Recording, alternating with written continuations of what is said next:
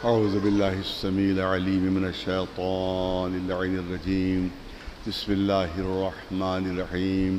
الحمد لله رب العالمين، والصلاة والسلام على سيد الأنبياء والمرسلين سيدنا ونبينا وشفيع المذنبين أبي القاسم محمد وأهل بيته الطيبين الطاهرين المعصومين. أما بعد، فقد قال الله سبحانه تبارك وتعالى في كتابه المبين وهو أصدق القائلين: ويقول الذين كفروا لولا أنزل عليه آية من ربه إنما أنت منذر ولكل قوم هاد. صلوات بھیجے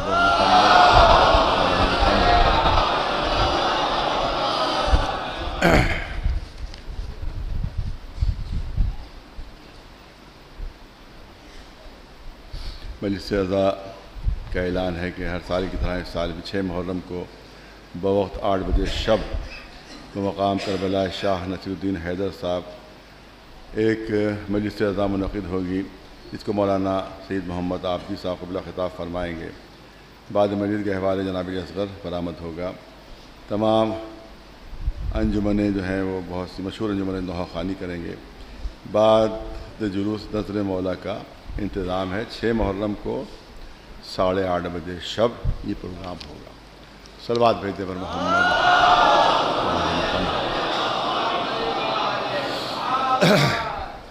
آیہ کریمہ جس کو عنوان بیان قرار دیا ہے، یہ سورہ رعد کی آیہ کریمہ ہے، اور جس میں اعلان ہو رہا ہے کہ وَيَقُولُ الَّذِينَ كَفَرُوا لولا انزل علیہ آیۃ من ربہ۔ یہ جو اپنے کو رسول کہہ رہے ہیں، جو اپنے کو نبی کہہ رہے ہیں، جو نبوت کا اور رسالت کا دعویٰ کر رہے ہیں، ان کے اوپر اللہ کی طرف سے کوئی آیت، کوئی نشانی، کوئی معجزہ، کوئی دلیل، کوئی ثبوت کیوں نہیں نازل ہوتا؟ کوئی مطلب یہ تھا کہ اگر یہ رسول ہوتے، اگر یہ نبی ہوتے، اگر یہ پیغمبر ہوتے، اگر یہ اللہ کی طرف سے نمائندے ہوتے، تو ان کے پاس کوئی ثبوت ہونا چاہیے تھا، ان کے پاس کوئی دلیل ہونا چاہیے تھی۔ کوئی بھی کہہ سکتا ہے کہ ہم اللہ کی طرف سے نبی ہیں، کوئی بھی دعویٰ کر سکتا ہے کہ ہمیں اللہ نے بھیجا ہے، تو اسی ثبوت اور دلیل کا نام ہے معجزہ۔ اسی معجزے ہی سے ثابت ہوتا ہے کہ اللہ کی طرف سے یہ ہیں اور اللہ کی طرف سے بھیجے ہوئے ہیں۔ لیکن ان کے پاس کیونکہ کوئی معجزہ نہیں ہے، کوئی دلیل نہیں، کوئی ثبوت نہیں ہے، لہذا ہم ان کو اگر رسول نہیں مان رہے ہیں تو اس میں ہماری کیا خطا ہے، اس میں ہمارا کیا قصور ہے؟ کیونکہ ان کے پاس کوئی دلیل اور کوئی ثبوت اور کوئی معجزہ اور اللہ کی طرف سے دی ہوئی کوئی نشانی موجود نہیں ہے۔ تو جواب میں نے عرض کیا کہ جواب میں یہ نہیں کہا گیا رسول اللہ سے کہ زیادہ سے زیادہ آپ ثبوت پیش کیجئے، زیادہ سے زیادہ دلیلیں پیش کیجئے، زیادہ سے زیادہ آپ معجزات پیش کیجئے اور ان کی بات کو رد کیجئے، ان کی بات کو جھٹلائیے، بلکہ جواب میں کیا کہا گیا؟ انما انت منذر، اے رسول آپ منذر ہیں۔ منذر یعنی عذاب الہی سے ڈرانے والے، یعنی ان کو اللہ کے عذاب سے ڈرائیے، ان کو اللہ کے عذاب سے خوفزدہ کیجئے۔ میں نے عرض کیا کہ جواب اس لیے دیا گیا کیونکہ وہ صرف ضد میں مبتلا تھے، وہ صرف ہٹ دھرمی میں مبتلا تھے۔ معلوم تھا کہ نبی ہیں، معلوم تھا کہ رسول ہیں، معلوم تھا کہ پیغمبر ہیں، تمام دلائل سامنے تھے، تمام معجزات سامنے تھے، تمام ثبوت سامنے تھے، لیکن اس کے بعد بھی ضد اور ہٹ دھرمی میں انکار کر رہے تھے کہ یہ رسول نہیں ہے، یہ نبی نہیں ہے، یہ پیغمبر نہیں ہے۔ طرح طرح کے وہ کچھ ایک چھوٹی سی فہرست جو سورہ بنی اسرائیل میں ہے، میں نے آپ کے سامنے بھی پیش کی، یہ کیا کیا ان کے مطالبات رہتے تھے، کیا کیا ان کی ڈیمانڈز رہتی تھیں۔ یہ تو مختصر سی فہرست تھی جو قرآن نے پیش کر دی، تو پوری تفصیل تو قرآن میں موجود نہیں، لیکن اسی سے اندازہ ہو جائے گا کہ ضد اور ہٹ دھرمی کا شکار تھے وہ ملک ہم پر نازل ہو جو آپ پر نازل ہوتا ہے، وہ ملک ہمیں دکھائی دے جو آپ کے پاس آتا ہے، اسی طرح سے آسمان سے کتاب ہم پر نازل ہو، اور طرح طرح کے جیسے کہ ان کا مطالبہ تھا کہ یہ آسمان ٹکڑے ہو کر ہم پر گر پڑے، یہ آسمان ٹوٹ کر ہم پر گر پڑے ہیں، ہم مان لیں گے آپ نبی ہیں، ہم مان لیں گے آپ رسول ہیں۔ آپ کے اشارے پر صحراؤں میں اور ریگستانوں میں باغات لگ جائیں، ایک دم سے ایک اشارہ آپ کیجئے اور باغات لگ جائیں جس میں درمیان سے نہریں جاری ہوں۔ ہم سمجھ لیں گے کہ آپ رسول ہیں، ہم سمجھ لیں گے کہ آپ پیغمبر ہیں۔ آپ کے اشارے پر سونے کے محل سرا بن جائیں، سونے کے پورے پورے محل بن جائیں، ہم مان لیں گے آپ رسول ہیں، ہم مان لیں گے آپ نبی ہیں۔ تو ان تمام مطالبات سے خود اندازہ ہوتا ہے کہ وہ ہٹ دھرمی کا شکار تھے اور ضد کا شکار تھے۔ اسی لیے جواب دیا گیا کہ ان کو اس ضد اور ہٹ دھرمی کے خلاف ان کو عذاب الہی سے ڈرائیے، ورنہ حقیقت یہ ہے کہ اعلان نبوت سے پہلے ہی، اعلان رسالت سے پہلے ہی رسول اللہ کے بچپنے ہی میں دنیا یہ دیکھ رہی تھی کہ یہ کوئی عام انسان نہیں ہے، کوئی معمولی انسان نہیں ہے، کوئی عام بشر نہیں ہے۔ آپ کے سامنے بہت سی چیزیں پیش کی گئیں کہ جیسے بچپنے ہی سے ابر سایہ فگر رہتا تھا۔ یہ رسالت کے بعد کی نہیں ہے، یہ رسول اللہ کے بعد، یہ اعلان رسالت کے بعد کی یہ منزل نہیں ہے۔ اعلان نبوت کے بعد نہیں ہوا تھا کہ ابر سایہ فگر رہتا تھا، بلکہ بچپنے ہی سے رسول کے سر کے اوپر ابر سایہ فگر رہتا تھا، اور اس کی دلیل بھی موجود ہے تاریخ میں، اس کا ثبوت بھی موجود ہے تاریخ میں کہ صرف حضور سرور کائنات محمد مصطفیٰ صلی اللہ علیہ وسلم کا کل 12 یا 13 برس کا سن تھا، جناب ابو طالب تجارت کے لیے شام تشریف لے جانے لگے۔ بھتیجے نے بھی کہا کہ چچا مجھے بھی لیتے چلیے، مجھے بھی لیتے چلیے۔ جناب ابو طالب بہت احتیاط کرتے تھے، رسول اللہ کے سلسلے میں بہت احتیاط کرتے تھے، کیونکہ ان کو پتہ تھا کہ یہودی ان کے دشمن ہیں، مشرک ان کے دشمن ہیں، کافر ان کے دشمن ہیں، سب جان کے درپے ہیں ان کے، لہذا بہت احتیاط سے اپنے ساتھ رکھتے تھے ان کو۔ لہذا انہوں نے پہلے تو معذرت کی کہ نہیں میرے بھتیجے، مناسب نہیں کہ آپ اتنے طویل سفر پر آپ میرے ساتھ جائیں۔ لیکن جب بھتیجے نے ذرا سا زور دے کر کہا، اصرار کر کے کہا کہ نہیں چچا مجھے لے چلیے، میں آپ کی جدائی برداشت نہیں کر سکتا، تو اب جناب ابو طالب ساتھ لے کر چلتے ہیں۔ اس کے بعد راستے میں ایک بحیرہ راہب، بہت ہی عیسائیوں کا بہت زبردست عالم تھا، اس کے بعد تمام قدیمی کتابیں موجود تھیں، تمام وہ کتابیں کہ جو جناب موسیٰ پر، جناب عیسیٰ پر، جناب داؤد پر، جتنے بھی قدیم صحیفے تھے وہ اس کے پاس موجود تھے۔ اب وہ اپنے عبادت خانے سے منظر دیکھ رہا تھا کہ ایک قافلہ آ رہا ہے اور اس قافلے کے اوپر ایک ابر سایہ فگن ہے، ایک ابر ساتھ ساتھ چل رہا ہے، ایک ابر ساتھ ساتھ چل رہا ہے۔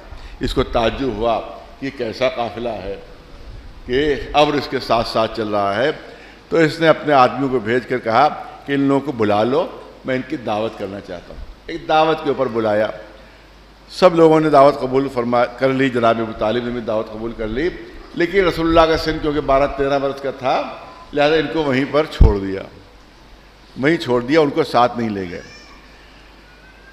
اب جب بحیرہ کے پاس ہم لوگ پہنچے تو انہوں نے دیکھا کہ وہ ابر جو سایہ فگن رہتا تھا ان پر، اب ان کے اوپر کوئی ابر نظر نہیں آ رہا۔ جو ابر ان کو نے دیکھا تھا بحیرہ نے کہ ساتھ ساتھ چل رہا ہے، اب جب یہ لوگ آئے تو اب وہ ابر نہیں ہے۔ اس نے کہا بھئی کیا بات ہے، کسی کو چھوڑ تو نہیں دیا تم نے؟ کہا نہیں کسی کو نہیں چھوڑا، سب آ گئے۔ کہا نہیں کسی کو چھوڑا ہے تم نے، کسی کو نہیں لے کر آئے ہو۔ تب انہوں نے کہا کہ ہاں ایک 12-13 برس کا بچہ ہے جسے ہم نے چھوڑ دیا ہے، وہ نہیں آیا ہے۔ کہا اسی کو لے کر آؤ۔ ایک صلوات بھیجے بندہ۔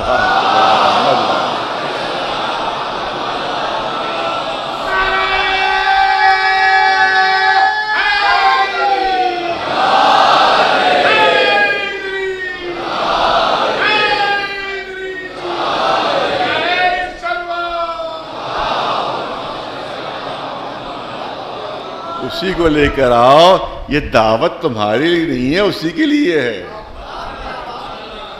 یہ سارا انتظام اسی کے لیے ہے کہ جس کو تم چھوڑ کر آ گئے ہو، اسی کے لیے سارا انتظام ہے۔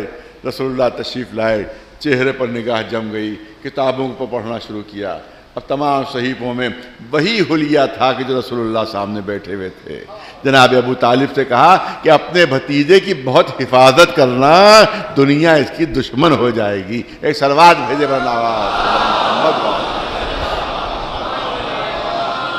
یہ نبی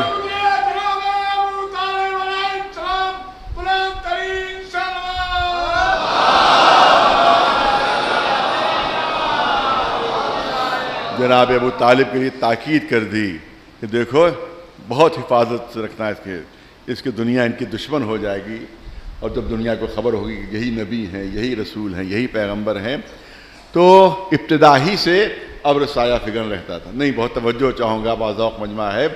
جناب سلیمان پیغمبر کے لیے آپ نے قرآن مجید میں بھی پڑھا ہوگا کہ ان کے اوپر پرندے سایہ فگن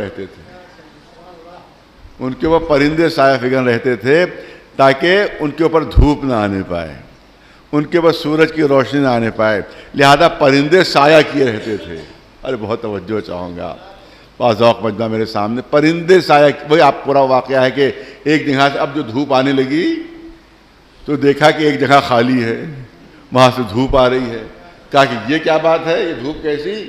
کہا وہ جو ہدہد یہاں کے اوپر آپ کے پاس سایہ کیے رہتا تھا، وہ ہدہد نظر نہیں آ رہا ہے، لہذا وہ جگہ خالی ہو گئی، آپ کے اوپر دھوپ آنے لگی۔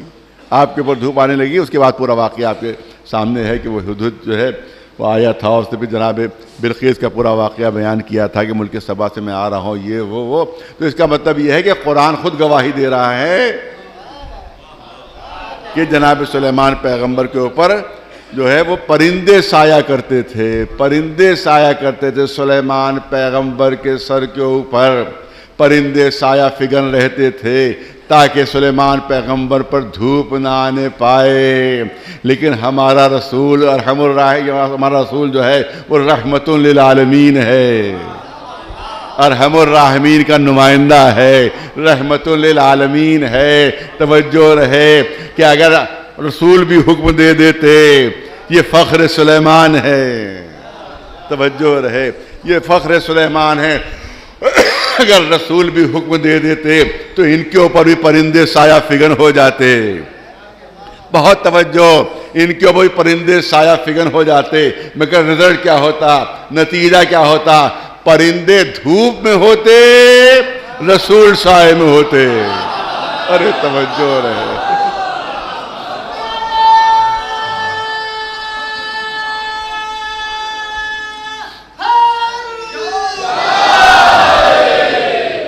پرندے دھوپ میں ہوتے، ان کے اوپر دھوپ پڑ رہی ہوتی، رسول کے اوپر سایہ ہوتا۔ جناب سلیمان پیغمبر پرندے سایہ کیے ہوئے، ارے وہ سلیمان تھے جنہوں نے یہ برداشت کر لیا کہ پرندے دھوپ میں رہیں، میں سائے میں رہوں، مگر جو رحمت للعالمین ہے اسے یہ گوارا نہیں کہ جاندار میری وجہ سے تکلیف میں رہے۔ اگر وہ سایہ کرتے تو وہ اذیت میں رہتے، وہ تکلیف میں رہتے، رسول کے اوپر سایہ ہوتا کیونکہ ان میں جان ہے، ان میں اذیت کا احساس ہے، لیکن ابر میں نہ جان ہے نہ اذیت کا احساس ہے، لہذا ابر سایہ فگن رہتا تھا۔ ایک صلوات بھیجے بلند آواز سے محمد۔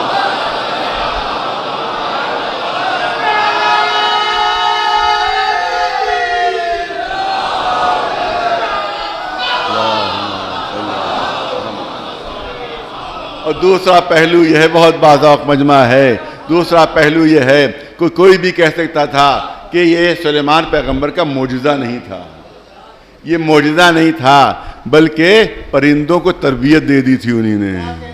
ارے توجہ چاہتا ہوں، پرندوں کو انہی نے تربیت دے دی تھی تاکہ وہ سر پر سایہ فگن رہیں۔ مثالیں آپ کے سامنے موجود ہیں کہ پرانے زمانے میں کبوتروں کو تربیت دی جاتی تھی کہ وہ خط لے کر جاتے تھے اور جہاں خط پہنچانا ہوتا تھا وہاں خط پہنچا دیتے تھے، پھر وہاں سے جواب بھی لے کر آ جاتے تھے، خط پہنچا بھی دیتے تھے، جواب بھی لے دیتے تھے۔ اس کا مطلب ہے کہ پرندوں کو تربیت دی جا سکتی ہے۔ ارے توجہ رہے، اس کا مطلب یہ ہے کہ پرندوں کو تربیت دی جا سکتی ہے، لہذا دنیا کہہ سکتی تھی کہ سلیمان کا معجزہ نہیں تھا بلکہ پرندوں کو تربیت دے دی تھی کہ اس طرح سے سایہ فگن رہیں۔ پرندوں کو تربیت دی جا سکتی ہے، بادل کو تربیت نہیں دی جا سکتی، ابر کو تربیت نہیں دی جا سکتی۔ ایک صلوات بھیجے بلند آواز سے محمد و آلہ۔ لہذا یہ پرندے سایہ فگن نہیں رہتے تھے بلکہ ابر سایہ فگن رہتا تھا۔ جہاں جہاں رسول تشریف فرما رہتے تھے دھوپ میں تو یہ ابر سایہ فگن رہتا تھا۔ میں نے کہا بچپنے ہی سے دنیا کو معلوم تھا کہ یہ عام انسان نہیں ہے۔ اب وہ مشہور واقعہ جو تاریخ کی ہر کتاب میں موجود ہے، پورے چیلنج کے ساتھ عرض کر رہا ہوں، تاریخ کی اور سیرت کی ہر کتاب، مشہور ترین جو سیرت کی کتابیں وہ دو ہیں، سیرت ابن ہشام اور سیرت ابن اسحاق۔ یہ سب سے پرانی، سب سے قدیم، سب سے مشہور، سب سے معتبر یہ رسول اللہ کی سیرت کی کتابیں ہیں جو آج بھی محفوظ اور موجود ہیں۔ اس کے علاوہ جتنی بھی تاریخیں ہیں ان سب میں یہ چیز موجود ہے جو میں آپ کے سامنے پیش کرنا چاہتا ہوں کہ اس وقت حضور سرور کائنات محمد مصطفیٰ صلی اللہ علیہ وسلم کا سن مبارک کل 6 یا 7 برس کا تھا، کل 6 یا 7 برس کا سن مبارک تھا۔ ابھی کسی کو نہیں معلوم کہ نبی ہیں، کسی کو نہیں معلوم کہ رسول ہیں، کسی کو نہیں معلوم کہ پیغمبر ہیں۔ تمام تاریخیں لکھ رہی ہیں کہ مکے میں قحط پڑ گیا، مکے میں قحط پڑ گیا، 1 سال گزرا بارش نہیں ہوئی، 2 سال ہوئے بارش نہیں ہوئی، 3 سال ہو گئے بارش نہیں ہوئی۔ اب سب کے سب بھوک سے پریشان ہیں، قحط سے پریشان ہیں، پانی نہیں ہے، کھیتی باڑیاں ختم ہو گئیں، سب کے سب عجیب عالم ہو رہا ہے، ہر طرف کوہرام مچا ہوا ہے، دعائیں مانگی جا رہی ہیں۔ کوئی عزا کے سامنے سر جھکائے ہوئے ہے، کوئی منات کے سامنے سر جھکائے ہوئے ہے، کوئی لات کے سامنے سر جھکائے ہوئے ہے، سب جن کو جو خدا مان رہے ہیں ان کے سامنے سر جھکائے ہوئے دعائیں مانگی جا رہی ہیں، دعائیں مانگی جا رہی ہیں۔ پہلا سال گزر گیا، دعائیں مانگتے رہے، بارش نہیں ہوئی۔ دوسرا سال گزر گیا، دعائیں مانگتے رہے، بارش نہیں ہوئی۔ تیسرا سال گزرا، دعائیں مانگی جا رہی ہیں متقدوں میں مگر بارش نہیں ہو رہی ہے۔ تو اب یہ طے ہوا کہ بھئی ہم اپنے خداؤں سے دعا مانگتے مانگتے تھک گئے ہیں۔ ارے توجہ چاہ رہا ہوں، میں نے کہا تمام تاریخوں کی کتابوں میں چیلنج کے ساتھ بات ہو رہی ہے، تمام مسلمانوں کی تاریخوں کی کتابوں میں یہ واقعہ اسی طرح سے درج ہے کہ جس طرح سے میں آپ کے سامنے پیش کر رہا ہوں کہ جب 3 سال گزر گئے اور بارش نہیں ہوئی تو اب یہ طے ہوا کہ ہم اپنے خداؤں سے دعا مانگتے مانگتے تھک چکے، اپنے خداؤں سے دعا مانگتے مانگتے تھک چکے ہیں، چلو ابو طالب کے پاس چلتے ہیں،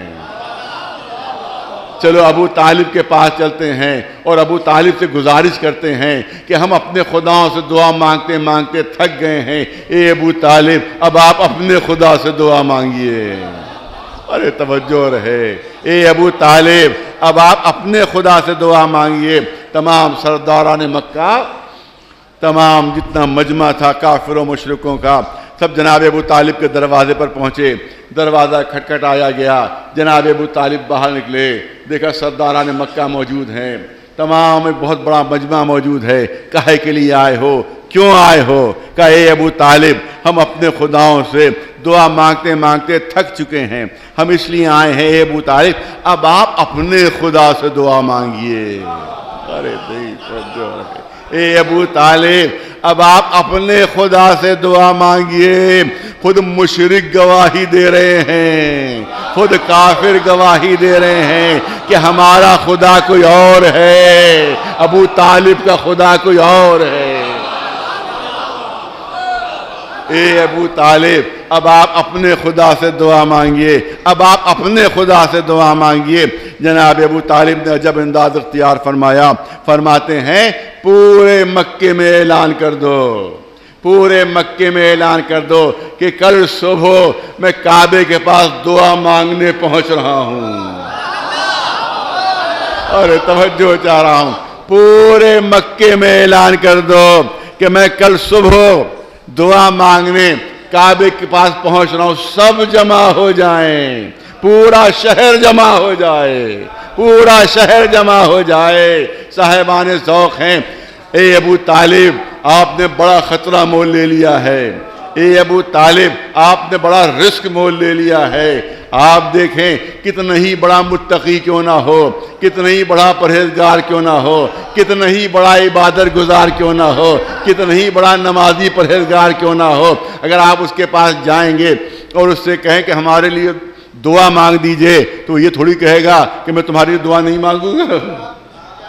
آپ جب جائیں گے تو وہ یہی کہے گا کہ ہاں میں تمہارے لیے دعا کر دوں گا، میں تمہارے لیے دعا کر دوں گا۔ پھر اس سے پوچھئے کہ یہ دعا قبول ہوگی یا نہیں ہوگی، یہ دعا قبول ہوگی یا نہیں ہوگی، تو کیسے ہی عبادت گزار کیوں نہ ہو، کیسے ہی متقی کیوں نہ ہو، کیسے ہی پرہیزگار کیوں نہ ہو، اس کا جواب یہی ہوگا اور اس کے علاوہ کوئی اور جواب نہیں ہوگا۔ وہ یہی کہے گا کہ دعا مانگنا ہمارا کام ہے، دعا مانگنا ہمارا کام ہے۔ میں گارنٹی نہیں لے سکتا، میں ضمانت نہیں لے سکتا کہ یہ دعا قبول ہی ہوگی، اللہ کی مرضی ہے، جب ہوگی اس کی مرضی تو قبول ہوگی، نئی مرضی ہوگی نہیں قبول ہوگی۔ اے ابو طالب بڑا خطرہ مول لے لیا، اگر دعا ہی مانگنا ہے تو اکیلے میں دعا مانگ لیجئے، اگر دعا ہی مانگنا ہے تو تنہائی میں دعا مانگ لیجئے۔ بڑے مجمع کے سامنے آپ نے اگر دعا مانگی اور دعا قبول نہیں ہوئی، دعا قبول نہیں ہوئی تو سب کے سامنے رسوائی ہو جائے گی، سب کے سامنے رسوائی ہو جائے گی۔ اکیلے میں دعا مانگ لیجئے، تنہائی میں دعا مانگ لیجئے، تو شاید ابو طالب جواب دیں کہ اگر پوری زندگی میں میری دعا کبھی رد ہوئی ہوتی تو مجھے اپنی دعاؤں پر اتنا بھروسہ نہ ہوتا، مجھے اپنی دعاؤں پر اتنا اعتماد نہ ہوتا۔ تو اب مجھے کہنے دیجئے کہ ساری دنیا کے تقوی ایک طرف ہیں، ساری دنیا کی عبادتیں ایک طرف ہیں، اور ایمان ابو طالب ایک طرف ہے۔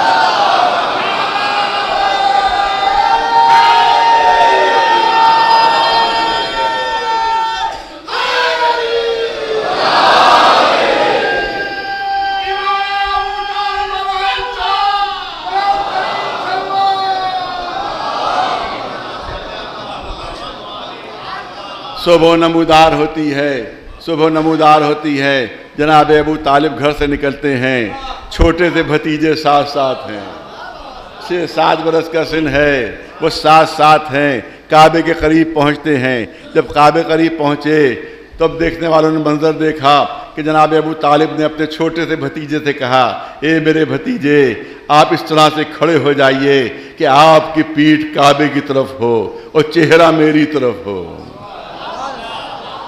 اس طرح سے کھڑے ہو جائیے کہ پشت آپ کی کعبے کی طرف اور چہرہ میری طرف ہو، پشت کعبے کی طرف ہو، چہرہ میری طرف ہو۔ کسی مسلمان کی جرت نہیں ہو سکتی کہ کعبے کی طرف پشت کر سکے۔ آپ پوچھئے کسی بھی عالم دین سے، عالم طواف میں اگر ہلکی سی پشت بھی کعبے کی طرف ہو جائے تو طواف باطل ہو جاتا ہے، دوبارہ طواف کرنا پڑے گا، دوبارہ طواف کرنا پڑے گا۔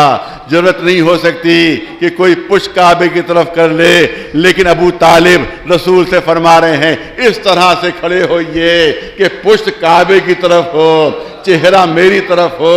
گویا ابو طالب کو معلوم ہے کہ یہ پشت وہ ہے جو کعبے سے 1000 گنا افضل ہے۔ ایک صلوات بلند آواز سے بر محمد و آل محمد۔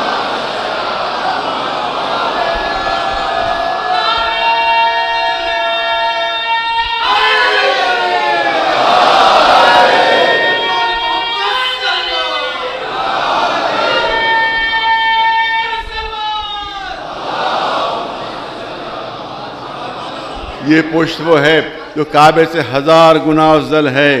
اب تمام تاریخیں گواہ ہیں، اتنی سیرت کی کتابوں کے نام آپ کے سامنے لے لیے، سیرت ابن ہشام، سیرت ابن اسحاق، تاریخ طبری، طبقات ابن سعد، کتنی بھی مشہور کتابیں ہیں، سب میں آپ دیکھ لیں کہ پوری منظر کشی موجود ہے کہ جناب رسول اللہ 6-7 برس کا سن ہے، جناب ابو طالب اس طرح سے کھڑے ہوئے ہیں کہ رسول کے چہرے پر نگاہ ہے، رسول کے چہرے پر نگاہیں جمی ہوئی ہیں، اور پورا 100 اشعار کا قصیدہ اسی وقت نظم کیا، فی البدیہہ وہ قصیدہ نظم کیا، چہرے پر نگاہیں ہیں اور اشعار ڈھل ڈھل کے زبان ابو طالب پر آ رہے ہیں کہ جس کا پہلا مصرع یہ ہے کہ وَأَبْيَضُ يُسْتَسْقَى الْغِمَامُ بِوَجْهِهِ شِمَالُ الْيَتَامَى وَعِصْمَةٌ لِلْأَرَامِلِ۔ اے حسین چہرے والے، اے حسین چہرے والے، تیرا چہرہ تو ایسا ہے کہ ابھی ابر کو واسطہ دے دوں، ابھی ابر برسنے لگے۔ ارے تیرے ہی طفیل میں بارشیں ہوتی ہیں۔ ایک صلوات بھیجے بلند آواز سے بر محمد والے۔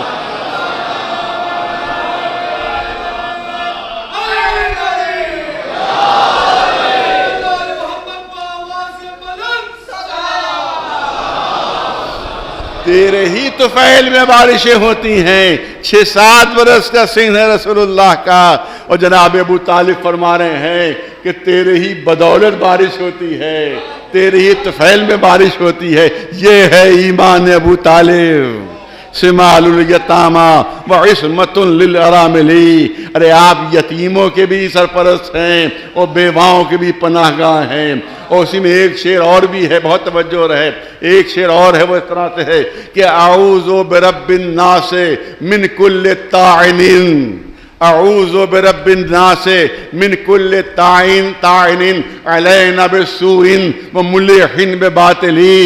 میں انسانوں کے رب کی پناہ مانگتا ہوں ان تمام طعنہ کرنے والوں سے جو مجھ پر کفر کا طعنہ دیتے ہیں، جو مجھ پر کفر کا طعنہ دیتے ہیں اور مجھ پر برائیوں کی طرف نسبت دیتے ہیں، وہ سب کے سب باطل کے اوپر ہیں اور میں حق کے اوپر ہوں۔ قیامت تک کے لیے ابو طالب نے فیصلہ کر دیا کہ جو بھی میرے ایمان میں شک کرے وہ باطل پر ہے۔ ایک صلوات بلند آواز بر محمد و آل محمد۔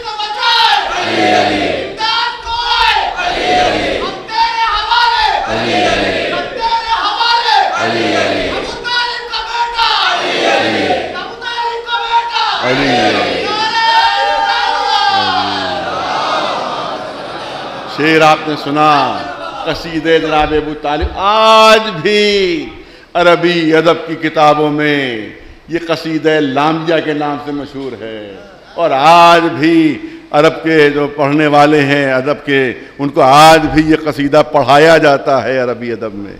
آج بھی عربی ادب میں 2 قصیدے ایسے ہیں کہ جس کو دنیا والے بھلا نہیں سکے ہیں، 2 قصیدے ایسے ہیں کہ جو آج بھی ادب کی شان بنے ہوئے ہیں، جو باعث فخر بنے ہوئے ہیں۔ ایک وہ قصیدہ جو فرزدق نے کہا تھا چوتھے امام کی شان میں، دوسرا یہ قصیدہ جو جناب ابو طالب نے فرمایا تھا رسول اللہ کی شان میں۔ ایک صلوات بھیجے بلند آواز۔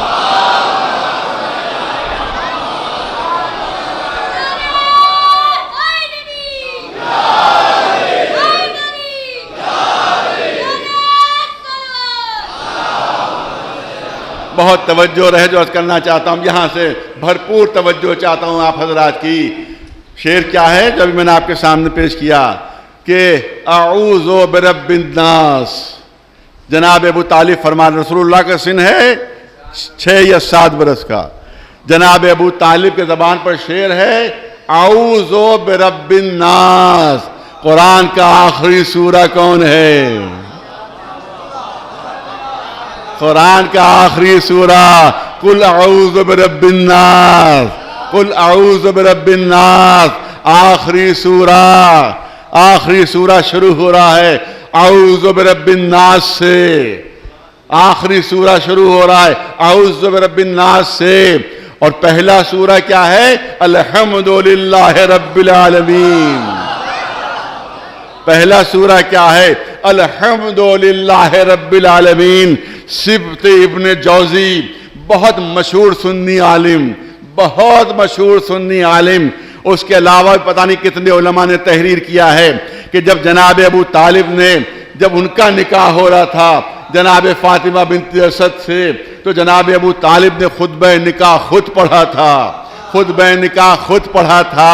وہ خطبہ نکاح سبط ابن جوزی دشمن اہل بیت ہے، اہل بیت کا دوست نہیں ہے، اہل بیت کا چاہنے والا نہیں ہے، دشمن اہل بیت سبط ابن جوزی، مگر مسلمانوں میں بہت بڑا عالم مانا جاتا ہے۔ اس نے لکھا ہے کہ جب ابو طالب نے اپنا نکاح کا خطبہ پڑھا ہے تو نکاح کا خطبہ اس طرح سے شروع کیا تھا، بسم اللہ الرحمن الرحیم الحمدللہ رب العالمین، الحمدللہ رب العالمین۔ قرآن کی ابتدا بھی اس جملے سے جو ابو طالب کی زبان کے اوپر، قرآن کی انتہا بھی اس جملے کے اوپر، ارے توجہ رہے، قرآن کی انتہا بھی اس جملے کے اوپر جو جناب ابو طالب کی زبان کے اوپر، ابتدا بھی اسی جملے سے جو جناب ابو طالب پڑھ چکے، انتہا بھی اسی جملے پر جو جناب ابو طالب کی زبان پر پہلے سے آ گیا۔ بس دو ہی صورتیں ہو سکتی ہیں، تیسری کوئی صورت نہیں ہو سکتی۔ پہلی صورت تو یہ ہو سکتی ہے کہ جملہ ابو طالب کی زبان پر ہے، جملہ ابو طالب کی زبان پر ہے، اللہ کو یہ جملہ اتنا پسند آ رہا ہے، اتنا پسند آ رہا ہے کہ قرآن کا جز بنا دیا اس کو، سورہ الحمد کا جز بھی ہے، آخری سورہ کا جز بھی ہے۔ اگر اس کو نہیں مانتے ہو تو دوسری بات ماننا پڑے گی، دوسری بات ماننا پڑے گی۔ میں پوچھنا چاہتا ہوں قرآن تھا کہاں اس وقت؟ رسول اللہ کا سن 6-7 برس کا، قرآن کہاں تھا؟ قرآن کہاں تھا؟ ہر مسلمان عالم کہے گا کہ لوح محفوظ میں تھا، قرآن لوح محفوظ میں تھا، قرآن ہے لوح محفوظ میں، اور آیت ہے قرآن کی ابو طالب کی زبان پر، قرآن مجید ہے لوح محفوظ میں اور قرآن کی آیت ہے ابو طالب کی زبان پر۔ اس کا مطلب یہ ہے کہ ابو طالب اس شخصیت کو کہتے ہیں کہ قرآن کے نزول سے پہلے ہی لوح محفوظ میں قرآن کا مطالعہ کیا کرتے تھے۔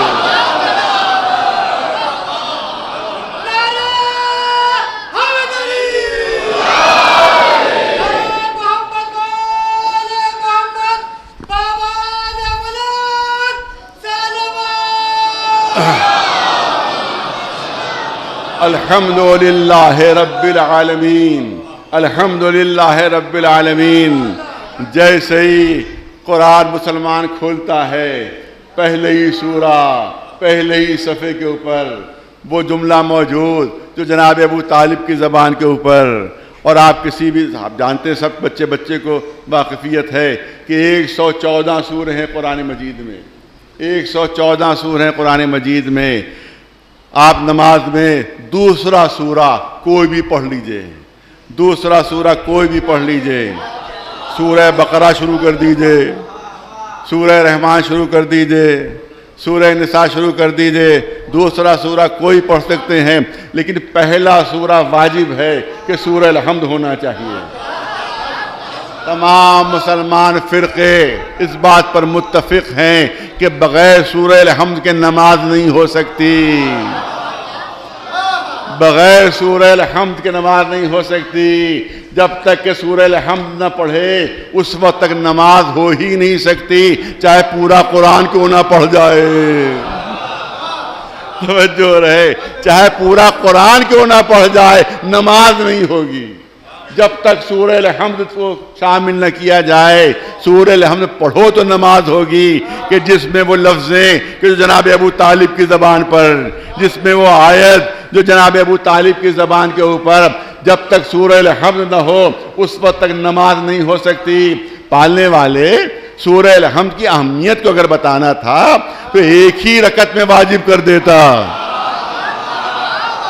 ارے بہت توجہ چاہوں گا، ایک ہی رکعت میں واجب کر دیتا کہ بھئی پہلی رکعت میں سورہ الحمد پڑھ لو، بقیہ دوسری رکعت میں سورہ الحمد کے علاوہ کوئی بھی سورہ اور پڑھ سکتے ہو. نہیں، دونوں رکعتوں میں واجب ہے. پہلی رکعت میں بھی سورہ الحمد پڑھنا واجب، دوسری رکعت میں بھی سورہ الحمد پڑھنا واجب. پالنے والے یہ کیا تو نے شرط لگا دی کہ دونوں رکعتوں میں سورہ الحمد پڑھو ورنہ نماز نہیں ہوگی؟ تو آپ یاد رکھیں کہ اسلام میں ہمیشہ گواہی کے لیے کم از کم 2 گواہ ضروری ہیں.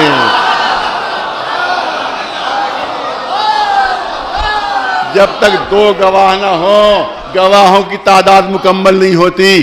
کم از کم 2 گواہ ہونا چاہیے. کسی بھی چیز کی گواہی کے لیے کم از کم 2 گواہ ہونا چاہیے.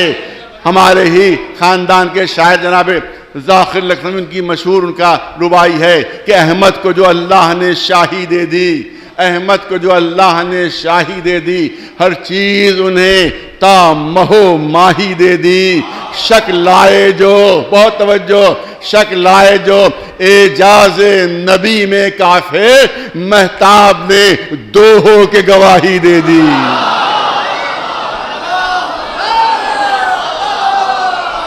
بہت توجہ رہے.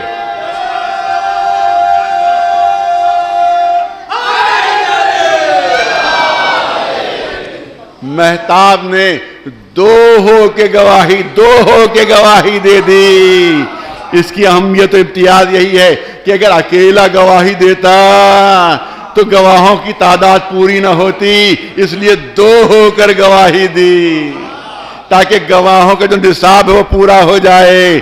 2 ہو کر گواہی دی. تو میں تو سمجھتا ہوں کہ یہ نماز کی 2 رکعتیں نہیں ہیں کہ جس میں سورہ الحمد ہے کہ جو ایمان ابو طالب کا گواہ ہے، جو ایمان ابو طالب کا گواہ ہے، یہ 2 رکعتیں نہیں ہیں بلکہ اللہ نے قیامت تک کے لیے ایمان ابو طالب پر 2 گواہ معین کر دیے ہیں جو قیامت تک ایمان ابو طالب کی گواہی دیتے رہیں گے.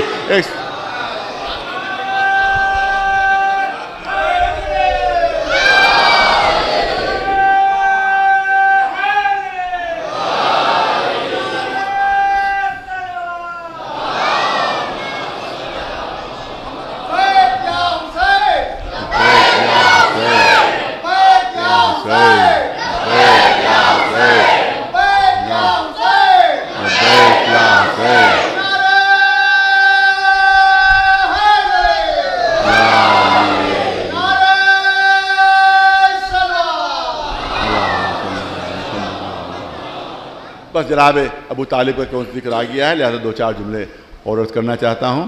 آپ دیکھیں یہ بات کہی، آج پڑھے لکھے لوگ بھی جو دوسرے فرقوں کے ہیں، آپ کبھی کبھی کہتے ہوئے نظر آتے ہیں جناب ابو طالب کے سلسلے میں کہ ایمان نہیں لائے تھے، مومن نہیں تھے، حالت کفر میں دنیا سے گئے تھے، اور رسول اللہ نے بہت کوشش کی کہ وہ ایمان لے آئیں لیکن وہ انہوں نے کلمہ نہیں پڑھا اور ایمان نہیں لائے.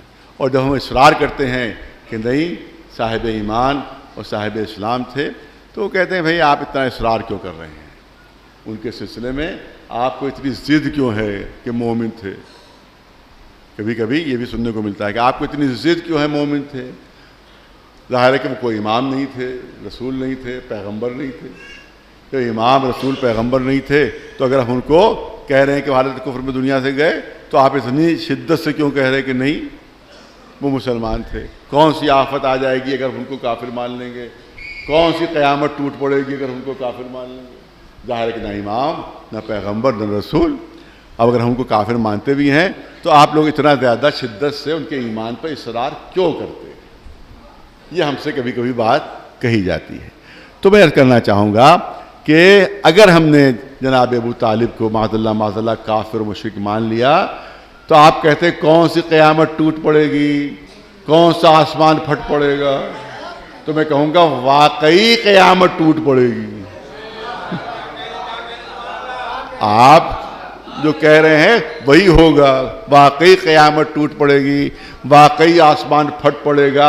اگر ابو طالب کو کافر مانا, اگر ابو طالب جناب ابو طالب کو معاذ اللہ مشرک مانا, تو واقعی آسمان پھٹ پڑے گا, واقعی آسمان جو ہے وہ ٹوٹ پڑے گا. کیونکہ تمام مسلمان رسول اللہ کو افضل الانبیاء مانتے ہیں, سردار انبیاء ہیں, سید المرسلین ہیں, ہر نبی سے افضل ہیں, ہر رسول سے افضل ہیں, ہر پیغمبر سے افضل ہیں.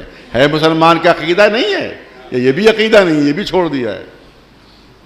ہر مسلمان کہے گا کہ رسول اللہ ہر نبی سے افضل ہے, ہر رسول سے افضل ہے. تو لہذا اب آپ کی غیرت کیا کہتی ہے یہاں پر؟ آپ کی غیرت کیا کہتی ہے؟ ایک واقعہ میں نے سنا ہے, اب پتہ نہیں صحیح ہے کہ غلط ہے. وہ واقعہ اس طرح سے ہے کہ دہلی میں ایک مسجد ہے, وہاں جہاں مسجدوں میں نمازی ہوتے ہیں اور دوسرے قسم کے لوگ بھی پہنچ جاتے ہیں, اور پھر وہ مسجد ایسی ہے کہ جس میں باہر کے لوگ بھی دیکھنے آتے ہیں, سیاح ٹورسٹ وغیرہ بھی اس مسجد کو دیکھنے آتے ہیں. تو ایک انگریز ٹورسٹ جو تھا وہاں پر اس مسجد کو دیکھنے کے لیے آیا, تاریخی حیثیت بھی اس کی ہے. جب دیکھنے کے لیے آیا تو وہاں کے اوپر جہاں نمازی تھے وہاں کچھ جیب کترے بھی پہنچ جاتے ہیں وہاں پر, لہذا کسی جیب کترے نے اس کی جیب کاٹ لی, اس انگریز کی وہ جیب کاٹ لی. اب اس کو جاڑے کا زمانہ تھا, وہ کوٹ ووٹ پہنے میں تھا, کیا پہنے میں تھا, اس کو احساس بھی نہیں ہوا کہ اس کی جیب کٹ گئی ہے. وہ مسجد دیکھ داکھ کے باہر نکل آیا, وہ اپنی گاڑی پر سوار ہونا, اس کو احساس بھی نہیں تھا کہ میری جیب کٹی ہے, یہ میرا بٹوا نکل گیا ہے, اس کو پتہ بھی نہیں تھا. وہ اپنی گاڑی پر جیسے ہی سوار ہونے لگا, جانے کے لیے اس نے ارادہ کیا, جلدی سے ایک شخص دوڑتا ہوا آیا اس کے پاس. ایک شخص دوڑتا ہوا آیا اور کہا یہ لیجئے آپ کا بٹوا, یہ لیجئے آپ کا بٹوا. کہا ارے تمہارے پاس کیسا؟ جلدی سے اپنی جیبیں دیکھی, دیکھا جیب کٹی ہوئی, بٹوا غائب. کہا تمہارے پاس کیسے آ گئی؟ ارے تمہارے پاس کیسے آئے؟ کہا میں نے ہی آپ کی جیب کاٹی ہے. بہت توجہ رہے, میں نے ہی آپ کی جیب کاٹی ہے, مگر یہ بٹوا میں آپ کو واپس کر رہا ہوں, میں بٹوا آپ کو واپس کر رہا ہوں. اس انگریز نے حیرت سے کہا کہ مجھے خبر بھی نہیں ہوئی, میں چلا جاتا یہاں سے, گھر پہ جا کر مجھے پتہ چلتا, جہاں ہوٹل میں جہاں ٹھہرا ہوں وہاں پتہ چلتا میری جیب کٹی ہوئی ہے, مجھے پتہ بھی نہیں چلتا کہ تم نے جیب کاٹی ہے, تو تم نے یہ واپس کیوں کیا, واپس کیوں کر رہے ہیں؟ تو اب اس جیب کترے کے جواب سنیے. اس نے کہا میں ہوں مسلمان, آپ ہیں عیسائی, آپ ہیں کرسچن, تو میں نے جیب تو آپ کی کاٹ لی, مگر مجھے جیب کے کاٹنے کے بعد یہ دھیان آیا کہ کہیں ایسا نہ ہو کہ میدان حشر میں آپ جناب عیسیٰ سے شکایت کریں کہ میں مسجد میں گیا تھا اور کسی مسلمان نے میری جیب کاٹ لی, اور جناب عیسیٰ شکایت کر دیں ہمارے رسول سے, اور میرے رسول کو شرمندگی ہو جائے وہاں کے اوپر عیسیٰ کے سامنے, میرا رسول عیسیٰ کے سامنے شرمندہ ہو جائے, تو مجھے یہ گوارا نہیں ہوا کہ میرے رسول کو عیسیٰ کے سامنے شرمندگی ہو, لہذا میں آپ کا یہ بٹوا واپس کر رہا ہوں. اس کا مطلب یہ ہے کہ ایک جیب کترے میں اتنی غیرت تھی.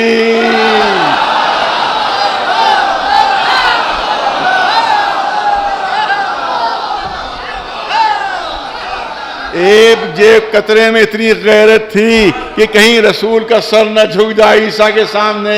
افضل المرسلین ہے, سردار انبیاء ہے, عیسیٰ سے ہزاروں گنا افضل ہے, کہیں عیسیٰ کے سامنے رسول کا سر نہ جھک جائے. یہ جیب کترے کو گوارا نہیں ہوا. مجھے اتنا بتاؤ کہ جناب موسیٰ سے افضل ہیں یا نہیں ہمارے رسول؟ جناب موسیٰ سے افضل ہیں یا نہیں ہیں؟ ہر مسلمان کہے گا کہ ہمارے رسول جناب موسیٰ سے افضل ہیں اور کہیں زیادہ افضل ہیں, لیکن قرآن گواہی دے رہا ہے کہ جب فرعون کے محل میں جناب موسیٰ پہنچتے ہیں، ننھا سا سن ہے، 3 دن کا سن ہے، بھوک سے پریشان ہیں، اس کے بعد فرعون حکم دیتا ہے کہ دائیوں کو بلایا جائے تاکہ بچے کو دودھ پلائیں۔ جو دائی آتی ہے موسیٰ منہ پھیر لیتے ہیں، موسیٰ منہ پھیر لیتے ہیں، موسیٰ منہ پھیر لیتے ہیں۔ قرآن اعلان کر رہا ہے وَحَرَّمْنَا عَلَيْهِ الْمَرَاضِعَ، ہم نے موسیٰ کے اوپر مشرکہ عورتوں کا دودھ حرام کر دیا تھا۔ ہم نے موسیٰ کے اوپر مشرکہ عورتوں کا دودھ حرام کر دیا تھا۔ جب ماں آئی ہے انہی نے دودھ پلایا ہے تو موسیٰ نے دودھ پیا ہے، تو 3 دن کے موسیٰ کو تو معلوم تھا کہ کافر کی غذا کیا ہوتی ہے اور مسلم کی غذا کیا ہوتی ہے۔ مجھے یہ بتاؤ کہ اگر ابو طالب کافر ہے تو 18 برس تک اسی ابو طالب کے دسترخوان پر رسول کھانا نوش فرما رہے ہیں۔ بتاؤ موسیٰ افضل ہے کہ رسول افضل؟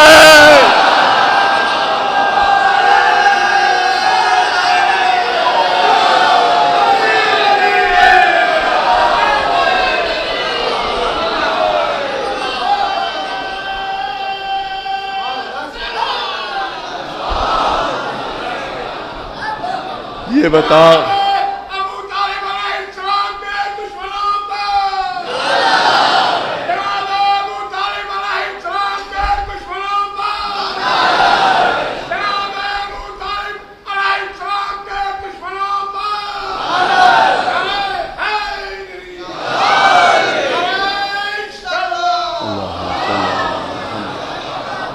ظاہر ہے کہ اب فضائل کا موقع نہیں رہا، انشاءاللہ 2-4 جملے جو باقی رہ گئے انشاءاللہ اگر توفیق اور حیات رہی تو انشاءاللہ کل کی مجلس میں عرض ہو جائیں گے جناب ابو طالب کے سلسلے میں۔ اب دامن وقت میں گنجائش نہیں رہی ہے۔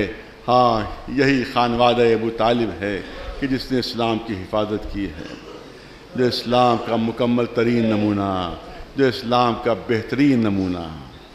آج عام طور سے کیونکہ جناب محمد کے مصائب عام طور سے پڑھے جاتے ہیں، پر کیونکہ میں جناب زینب کا جو دن ہوتا ہے یوم جناب زینب، اس میں ان بچوں کا تذکرہ کرتا ہوں، لہذا میں آج کے دن کسی اور شہید کا تذکرہ کرتا ہوں۔ اور میرے والد مرحوم مجھے یاد ہے کہ آج 5ویں محرم کو وہ جناب حر کا ذکر کرتے تھے۔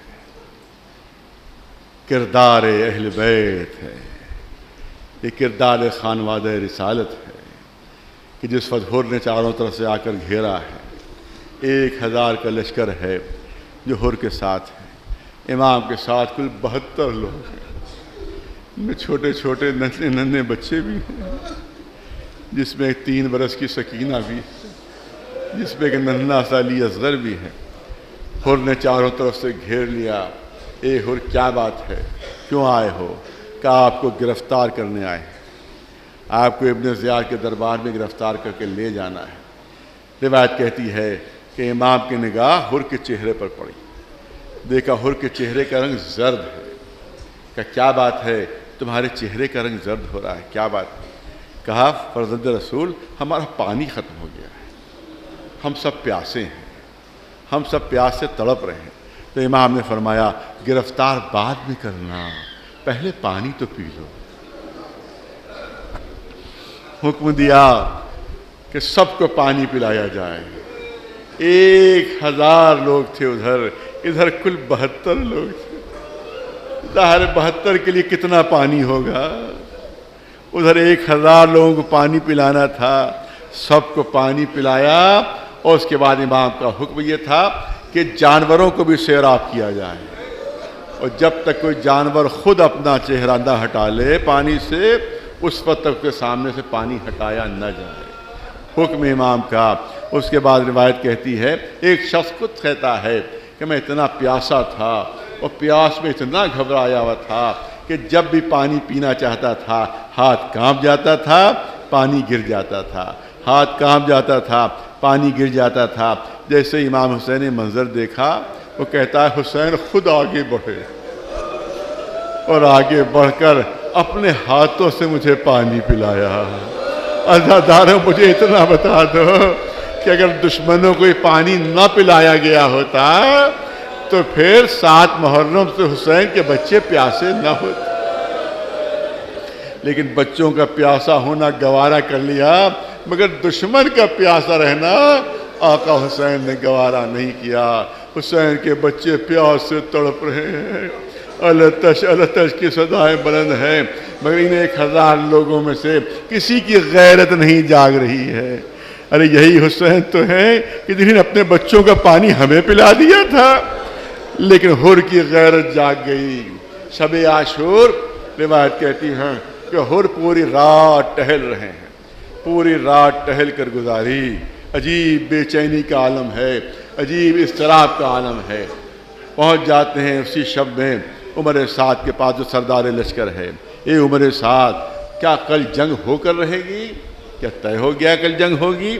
عمر سعد جواب دیتا ہے، اے حر، کل ایسی جنگ ہوگی، ایسی جنگ ہوگی کہ پورا میدان کٹے ہوئے ہاتھوں اور پیروں سے بھر جائے گا۔ یہ سننا تھا، حر کانپنے لگے، چہرے کا رنگ زرد ہو گیا، بدن پر تھر تھری پڑ گئی۔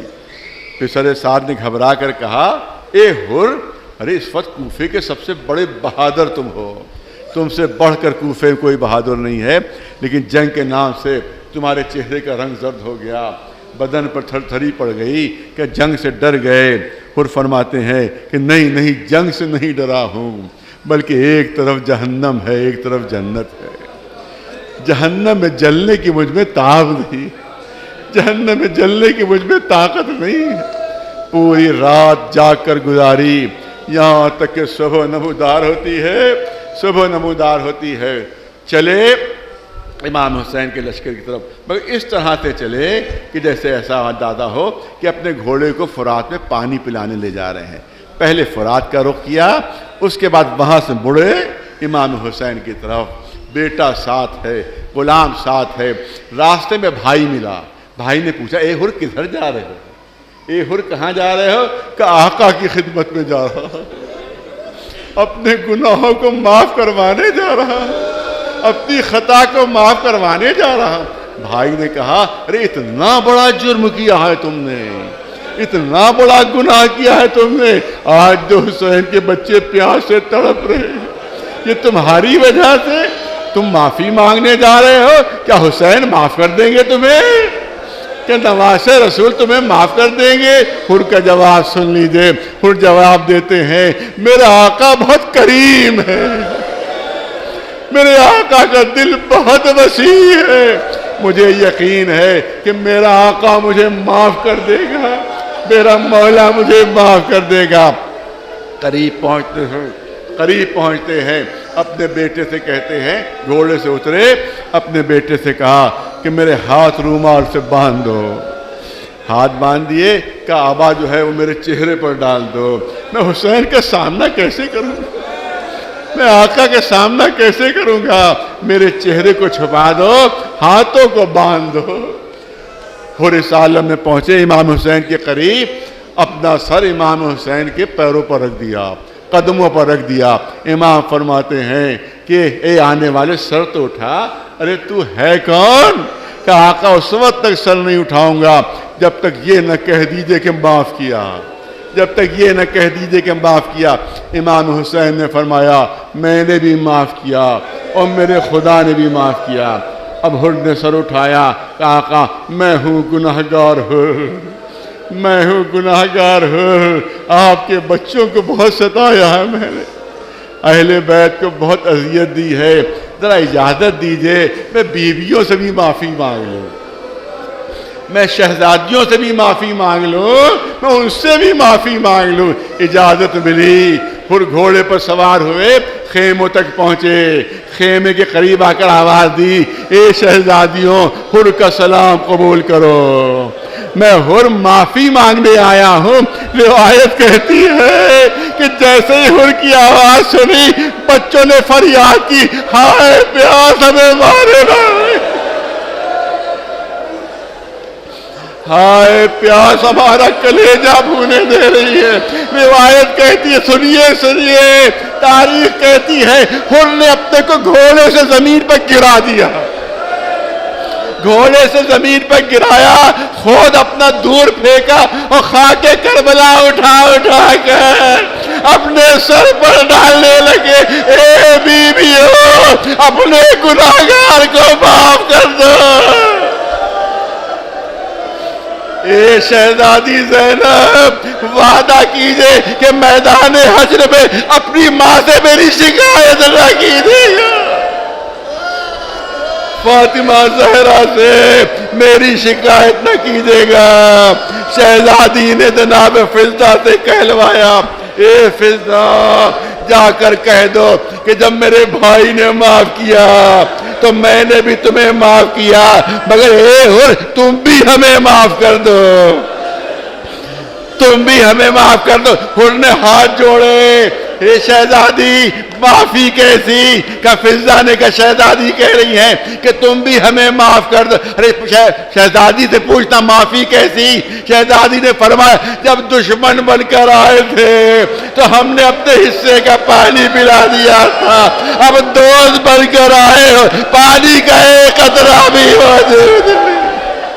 اور امام حسین کی خدمت میں پہنچے، آقا بڑا گناہگار ہوں، بڑا گناہگار ہوں، ارے شاید گناہوں کا کفارہ ہو جائے، میرے بیٹے کو اجازت دیجئے، جائے میدان جنگ میں، جب میرے سامنے وہ قتل ہوگا، جب خاک و خون میں لوٹے گا تو شاید میرے گناہ کا کفارہ ہو جائے۔ بس آخری جملے ہیں، عزاداروں، بیٹا جاتا ہے، داد شجاعت دیتا ہے، زخمی ہو کر گرتا ہے، آواز دیتا ہے بابا کو، بابا خبر لیجئے۔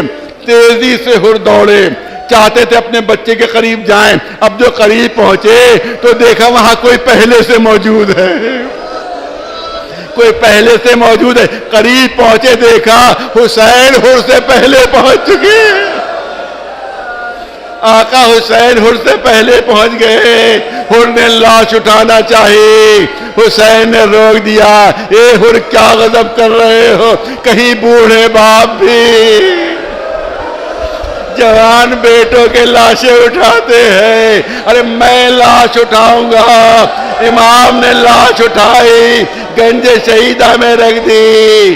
اے آقا، آپ نے حر کو روک دیا تھا، لیکن آپ علی اکبر کے سرانے کھڑے،